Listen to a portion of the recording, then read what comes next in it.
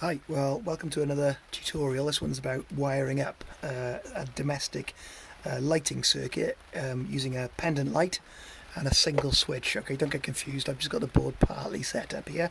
So this is our pendant light, hangs from the ceiling, usually has some kind of light fitting attached to the other side of it and some kind of bulb inside here. Nowadays an LED or a compact fluorescent, in the olden days an incandescent bulb.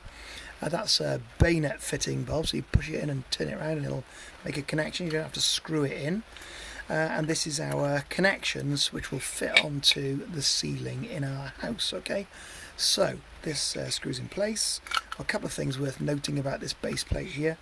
Like, it's got a kind of cable grip on it. These little wires here are designed to loop around the little hooks inside the back plate, which means that when it hangs it doesn't pull the cables out of the sockets, so you have to make sure you remember which way around they go, but they make quite a nice little cable tightening system. Alright, so that's our connectors. The other thing to notice here is the larger screw that's here, which is the earth terminal, right, for our continuous earth bonding, right? And then on the back end here we've got three separate rows of connectors. On the right hand side, connected to our blue neutral wire, we've got the neutral pins, so 1, 2, 3, they're joined together and then separated by a piece of plastic to insulate them. 1, 2, 3, these are our loop. I'll explain what that does in a minute.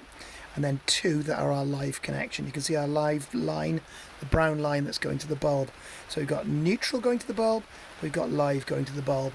Let's see how we're going to connect that up in our mains circuit.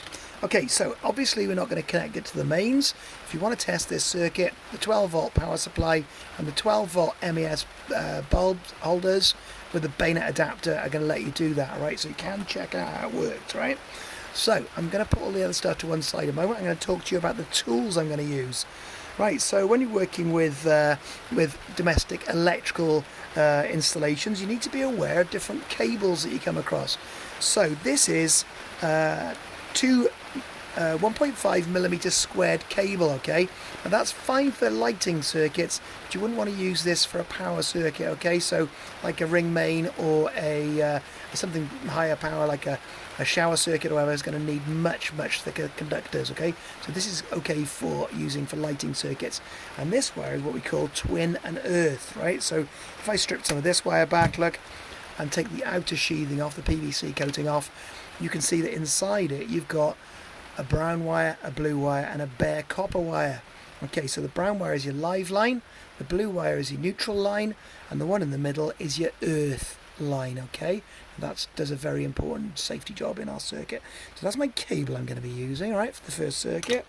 Next thing I'm going to need is some components to fit things together. So like, I've got an electrician's screwdriver here. This is tested up to something like they are 1000 volts. That's tested to insulate me, and it's insulated right down to the end. Any bare metal showing is about 15 millimeters from the end of the screwdriver, so that's an essential item for using for electrical installation. And this one is a flat-ended one.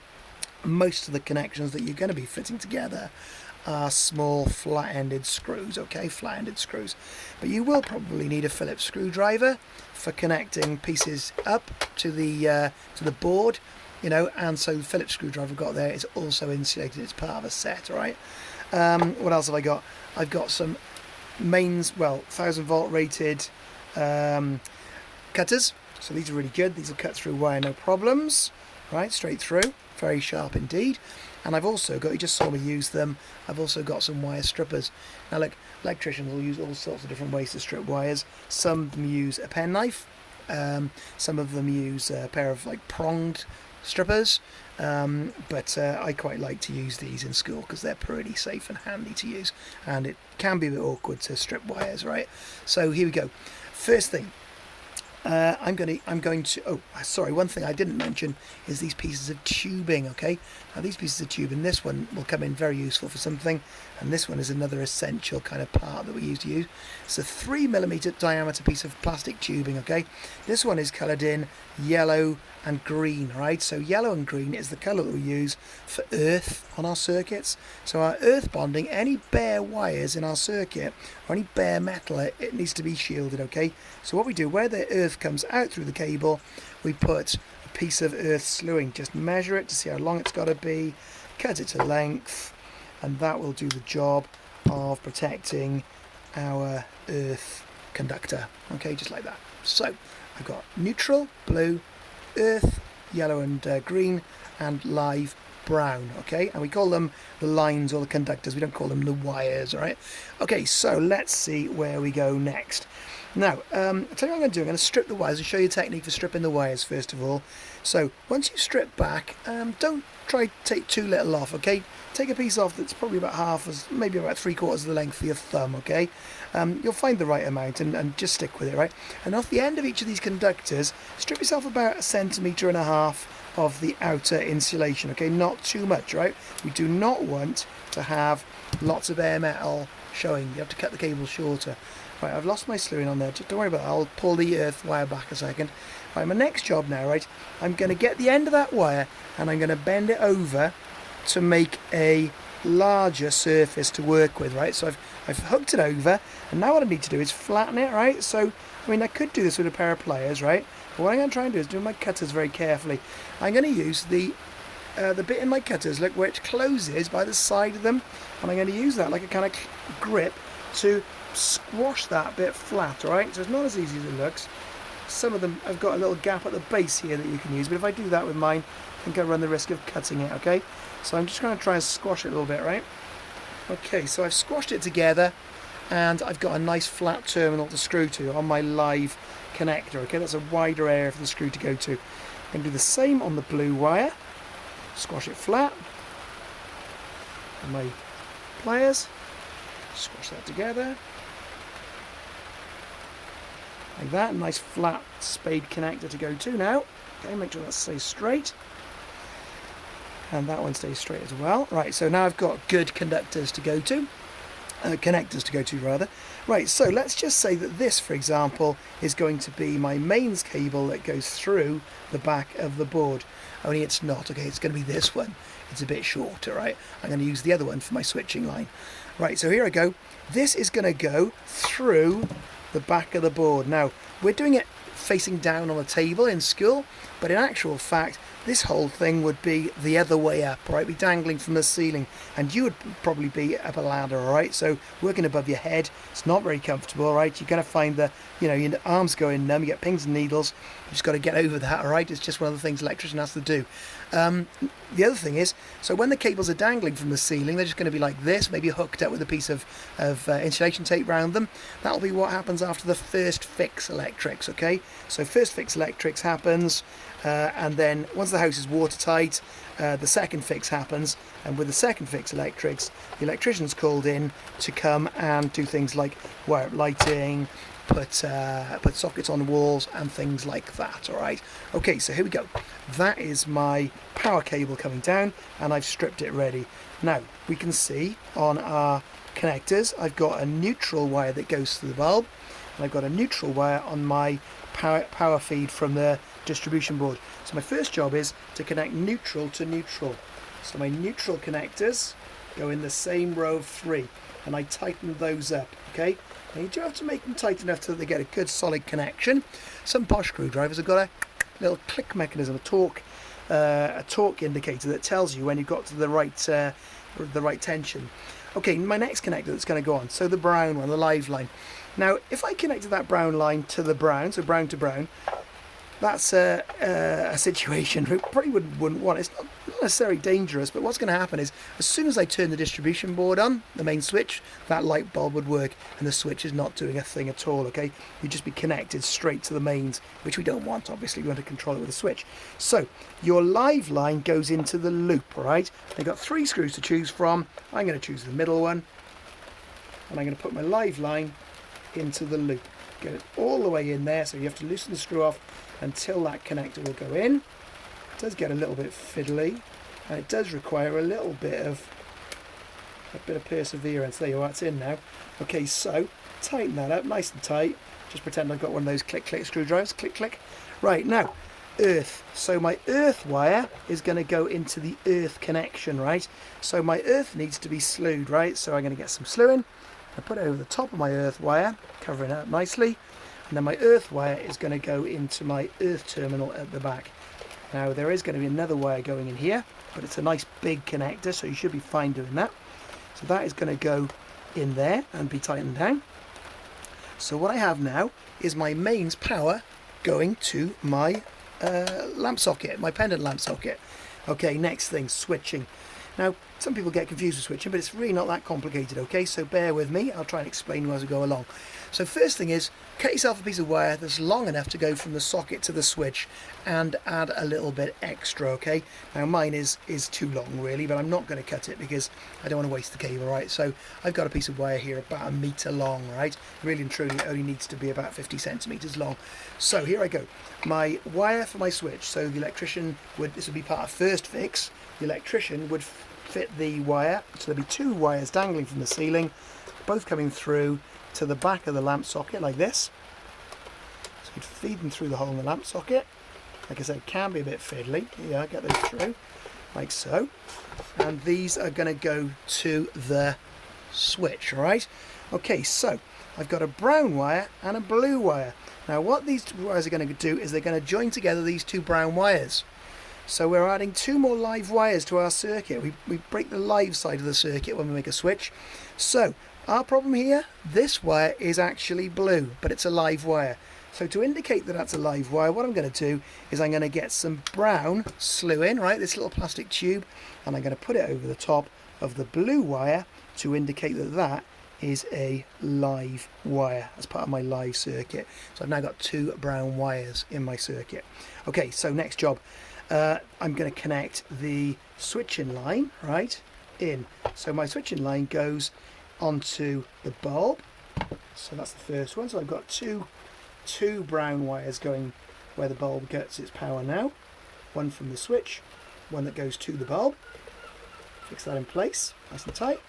And then I've got my other brown one that goes to the loop. So my switching line goes between the loop and the live, right? Get that in, make sure it's nice and tight. Like so there we go. The important things to note now is you can't see any bare metal where my conductors go into the junction blocks, okay, which is nice and safe. The only bit of bare metal we got left over is the earth connection off my switching line. So I need to put some earth slewing on that. And I need to screw that into the earth terminal at the back. Nice and tight. Sorry, I keep knocking the camera. To the earth terminal at the back. Like that. Now, that shouldn't look too cramped. If you've done a good job of it, you know, you've got all your conductors in place, and that will screw nicely back over the whole lot and hide it from view. But obviously we're going to take a nice neat photo of that for your portfolio, for your evidence. Okay, then let's have a look at the switch now. So because the other end of this wire that we cut for the switch needs to go into the switch. Right, so switches come in different sort of shapes and sizes. This is a single pole double throw switch, we call this, right? It's got a connector on it which is either going to be connected between the COM and L1 or between the COM and L2, all right, depending on which way the switch goes. So if the switch is going between COM and L1, the circuit might be on, you've got a continuous loop. If the switch is going between COM and L2, the switch might be off. Okay, so you always need a wire in the one that says COM. If you look closely at it, it'll say COM on it in very small writing. I don't know if you can see it if I zoom in up here like this. It says COM, and then on here it says L1 and L2, all right? So now for this switch, it doesn't necessarily matter too much whether we choose L1 or L2. So here I go. On my switch, my wire comes through the wall. So the switch is on the wall, and we strip the wire. So I get my wire strippers and strip about, well, I'm going to say that is about 6 centimetres off the end there. So I've got bare conductors. Sorry, I haven't got bare conductors just yet. I will have in a second. I've got bare conductors now. I'll strip this one as well. And I've got to do that thing where I bend the terminals over, remember? Okay. So let's just do that really quickly. Bend the ends over to make my spade terminals. I do need to find a different pair of pliers that's got the ability to flat these off better. I find the little black ones in school do the job really, really well. Okay, you just put them down the end here and just squash that. It doesn't cut it, it just flattens them lovely, right? Okay, so I've got flat connectors there. I need to make a flat connector on my earth, but I'll wait till I put the slewing on for that. Okay, so to get into my switch now, The wires come through from the top, but the screws are on the side, okay? So my first one is I'm going to put onto the com. Hey, I tell you what, let's be good. Let's put some brown earth slewing on my live line. That is the blue wire coming from my light socket. Slide that over all the way down. Probably been easier to do that before I bent the end over. Look, there you are, it's on now. So I got 2 brown wires going to my switch. Tidy, excellent. Next thing then, this one goes into the com. So I've got to pop that in there. Just check that's all unscrewed all the way. Okay, now what it needs is to be squidged down a little bit more. I'm going to just do that with the end of these. Like so. That's going to go into the com, all the way down into the com. Get your little flat screwdriver, insulated, and screw that nice and tight. Okay, that's in. And then get your other brown wire, this one here is your switching line, and put that into either L1 or L2. So I'm going to put that into L2. And I'm going to screw that one nice and tight. Like so. And there's partly now, almost there, a finished switching circuit. I need to deal with my earth connection. Now you might be searching for the earth connection on the back of the switch plate, but it's not there, right? It's going to be housed in the, what we call the pattress box, okay? The box that's fitted to the wall. So I'll show you where that is in a second. Just going to form the loop on the end of this cable by here. Like that. Okay, so look over here and you'll see the earth screw in the corner of this box by here. So you have to bring that wire over, pop it into the screw there, screw it down, and then reassemble the pattress box. Okay, so you have to pull your wire back through, or plug it back into the wall rather, like this. And then you have to screw the front of the switch to the wall with these pattress screws, we call it, right? So that screws in place. But like I say, for our coursework, what we'd like to have really is those wires exposed, right? Just pretend that earth is connected to the earth there, so that we can photograph it and show how neat your work is. So that is your first circuit you've got to make, okay? So there's quite a lot of things to try and remember. Just use those pause points. You know, watch the video, pause it, rewind it, pause it, and just get the key things into your head, right? Most importantly, identifying the conductors, you know, the ability to strip the wires properly, the ability to cut the wires safely, make sure you're not having any exposed wire in your circuit. You know, those are all just techniques that you've got to try and practice. A good electrician will make those look easy, but it's there's a lot more to it than you think, all right? Electrical installation is quite technical. All right, hope you enjoyed that.